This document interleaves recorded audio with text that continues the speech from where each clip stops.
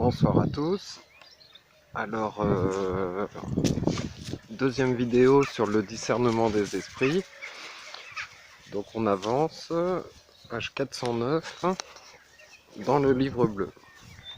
Alors il y a des règles pour augmenter en longueur et en nombre les consolations et pour diminuer les inconvénients des désolations et augmenter les avantages des consolations. Les désolations, en fait, c'est parce que le bon Dieu permet un mal pour un plus grand bien. Donc quand tout va bien, on remercie pour ce qui va bien. Et quand ça va mal, on va essayer de voir ce que le bon Dieu voudrait pour nous. Quel est le plus grand bien qu'il veut pour nous. En soi, une attaque du démon, c'est un mal, mais si on s'en sert, ça sera pour un plus grand bien. Donc si on abuse de notre volonté libre, on se fait du mal. Et le bon Dieu nous montre, avec le mal créé par ses créatures, un plus grand bien. Le bien qu'on peut avoir à l'occasion d'un mal est plus grand que si ce mal n'était pas là. Après, règle numéro 7, dans la désolation, il faut se figurer l'occasion d'un mérite. Donc avancer d'un grade dans la grâce, et chaque progrès a une valeur infinie, parce que c'est une participation à un Dieu qui est infini. Donc on ne se rend pas compte comme c'est important un mouvement dans la grâce, en fait, que ce soit une régression ou un progrès. Donc heureusement qu'il y a la foi pour nous enseigner ces vérités spirituelles qui sont la réalité. Il y a une grande différence, par exemple, entre un baptisé et un non baptisé. Une différence infinie parce que c'est une question de grâce spirituelle. La différence entre le corps qui est passager et l'âme qui est éternelle. Donc le Seigneur nous laisse apparemment à ses puissances naturelles, quand on est en désolation, pour qu'il guérisse la grâce surnaturelle. Pour qu'il mérite. En fait, quand on résiste, on mérite. Donc la grâce surnaturelle est là pour nous soutenir, mais elle est insensible. Donc il résiste aux tentations et aux diversions du démon avec le secours divin.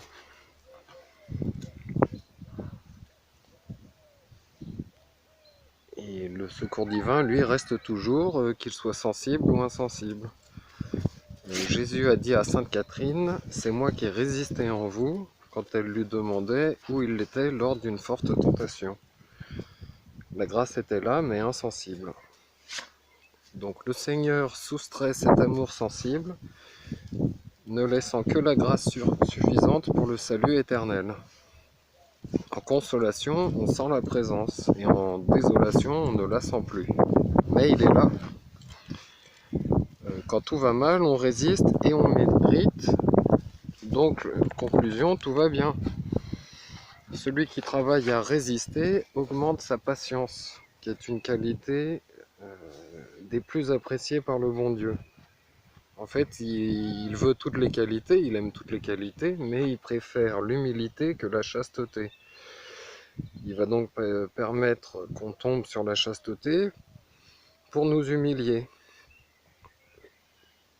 Il y a deux cas de figure. Celui qui est chaste mais orgueilleux, il va finir par se damner. Et il va tomber au niveau de la chasteté. Alors que celui qui est impudique mais humble va finir par se sauver, il deviendra chaste grâce à son humilité. Donc, autre exemple, Dieu permet qu'on ait des colères pour qu'on travaille sur la patience.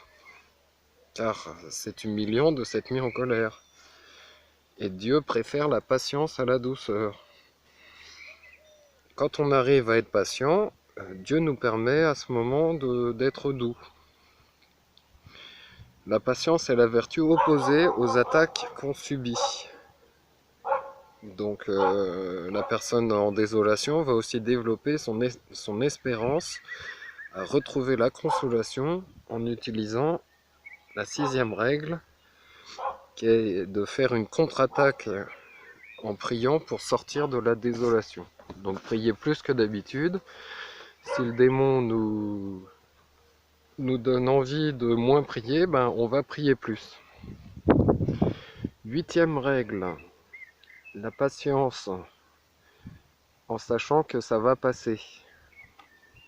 Donc c'est l'acceptation de la croix quotidienne, qui est une source de mérite et de grâce. Cette croix évite d'autres croix, car il n'y a pas d'épreuve au-dessus de nos forces. Elle permet de se sanctifier. Donc si on accepte la croix, elle est plus légère. 9e règle, il faut comprendre pourquoi existe la désolation. Quand on est consommateur de consolation, c'est notre bien-être personnel. C'est une jouissance, mais ce n'est pas de l'amour envers Dieu. Alors la désolation, c'est un châtiment, c'est aussi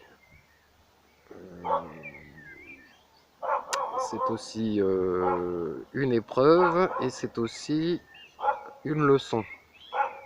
Donc en quoi c'est un châtiment? C'est à cause de notre tiédeur, de notre paresse, ne pas avoir assez d'allant pour faire le bien, de la négligence aux exercices de piété, nous éloigne de la consolation spirituelle. Et le bon Dieu nous montre qu'on a mal agi.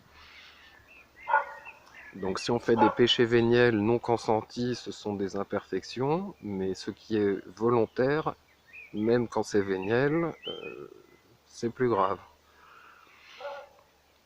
La solution, c'est de s'humilier plutôt que de s'enorgueillir. Celui qui s'humilie est exalté, tandis que celui qui s'enorgueillit est abaissé.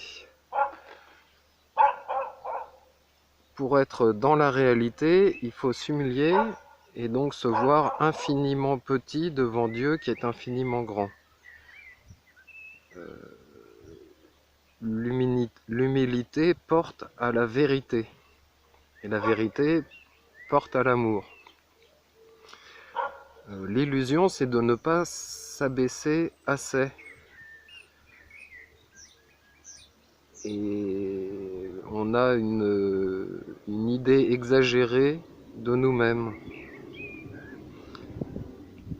Celui qui aime la vérité devient humble.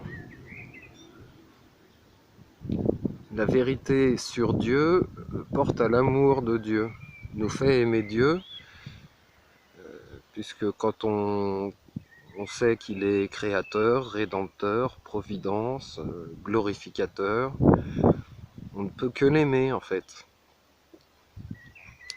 Donc l'orgueilleux pense beaucoup de bien de lui-même et ça l'éloigne du bon Dieu. Tandis que si l'amour est porté sur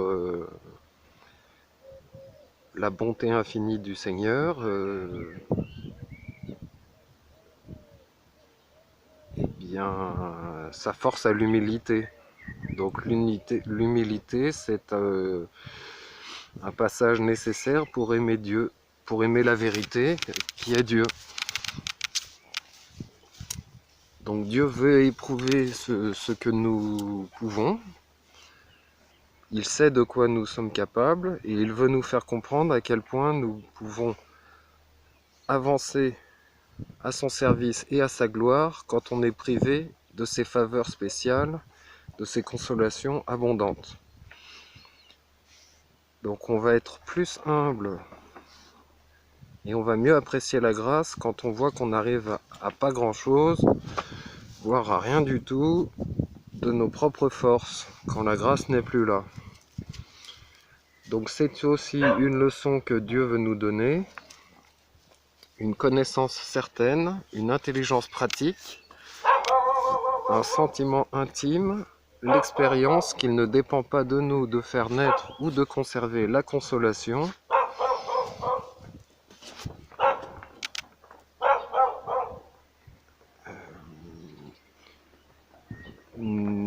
qu'en fait c'est pas nous qui qui pouvons faire naître la dévotion intense, l'amour tendre envers Dieu, mais que tout est un don, une grâce de sa bonté. Il veut qu'on ne place pas trop haut notre demeure pour que notre esprit ne se laisse pas aller à quelques mouvements d'orgueil ou de vaine gloire, pour pas qu'on s'attribue à nous-mêmes les sentiments de la dévotion et de la consolation spirituelle. Donc la preuve, c'est qu'il retire la grâce quand il veut. Si quelqu'un est orgueilleux, Dieu retire la consolation et il la remet quand la personne est devenue humble. Après 10e règle, en période de consolation, il faut faire des réserves, des provisions de courage pour les épreuves à venir. On s'attend à ce que cette consolation ne dure pas éternellement tant qu'on est ici. 11e règle, quand on est en consolation, on va s'efforcer de s'humilier.